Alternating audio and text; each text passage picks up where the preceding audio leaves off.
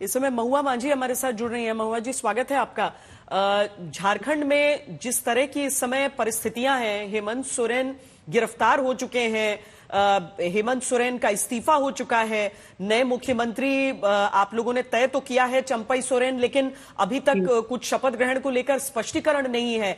इस समय कैसे देख रही हैं आप जो झारखंड की परिस्थितियां हैं उसको, और क्या आपको ये यकीन है कि कल जो अदालत का दरवाजा खटखटाया गया है उससे आपको कोई समाधान निकलेगा?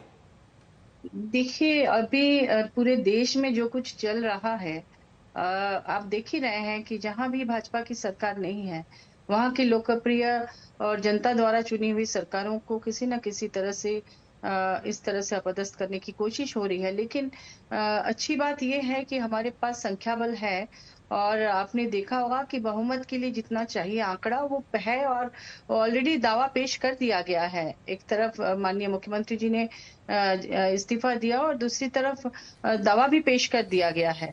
इसलिए हमारे राज्यपाल को तो मौका देना ही पड़ेगा फ्लोर टेस्ट का। और मुझे नहीं लगता कि इसमें कुछ चाहे कितना भी कोशिश किया जाए, कोई गड़बड़ी नहीं हो सकती है, और हमारी सरकार पहले की तरह रहेगी। लेकिन और चूंकि चंपई सोरेन जी हमारी पार्टी के बहुत ही सीनियर लीडर हैं, और उनको ही चुना गया है नेता के रूप में, तो हमें पूरा यकीन है कि बहुत जल्द हमारे माननीय चंपई सोरेन जी मुख्यमंत्री बनेंगे। ये दुखद तो है कि एक लोकप्रिय मुख्यमंत्री हेमंत सोरेन जी को जिस तरह से लगातार परेशान किया जा रहा था, जब से सरकार बनी थी तब से सरकार गिराने की कई कई बार साजिशें हुई थी। अब उनको गिरफ्तार किया गया है, तो इससे बड़ा लेकिन दुखद और महुआ जी, क्या हो लोगों के सकता है। मन में एक जी। पसुपेश हो जाता है कि जिन घोटालों की बात हो रही है, अभी जमीन घोटाले में उनको गिरफ्तार किया गया है, पर कोयला घोटाला, अवैध खनन घोटाले का मामला, और इसमें ऐसा नहीं है कि पहली गिरफ्तारी है, ये और भी गिरफ्तारियां हुई हैं जो कोर्ट में अभी तक स्टैंड कर रही हैं। आपको लगता है कि केवल राजनीतिक रंजिश है, इस बात पर यकीन कर रहे हैं सब? देखिए, यहाँ पर बीजेपी के भी बहुत सारे नेता इस हमारे राज्य या दूसरी जगह भी हैं जहाँ पर कई कई तरह के केसेस चल रहे हैं।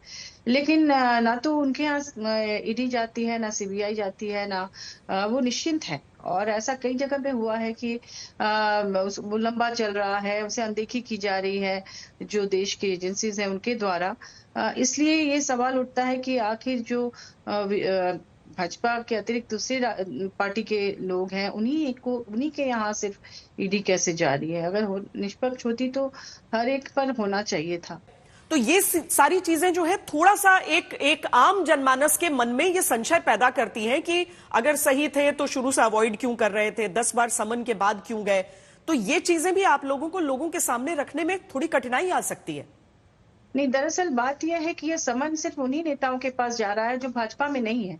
भाजपा को ज्वाइन कर लेने के बाद ये समन नहीं जा रहे हैं, इसीलिए ये किया गया था। और जहां तक आपने थोड़ी देर पहले कहा कि लड़ाई जारी है